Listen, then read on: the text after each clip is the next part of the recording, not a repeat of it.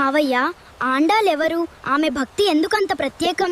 గణేశ, ఆండాల్ సాధారణ అమ్మాయి కాదు, ఆమె భూదేవి అవతారం. శ్రీ విల్లిపుత్తూరులో పెరియాళ్వార్ తులసితోటలో ఒక దివ్య శిశువును కనుగొన్నాడు. ఆమెను ప్రేమగా పెంచి గోదాదేవి అని పేరు పెట్టాడు.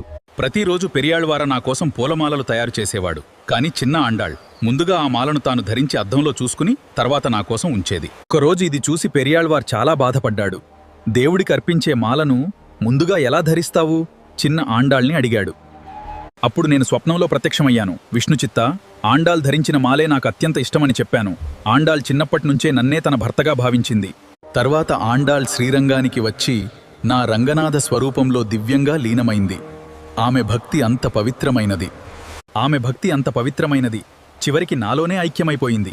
దేవుడికి పూలమాల మాత్రమే కాదు గణేశ, తన హృదయాన్నే అర్పించింది ఆండాళ్.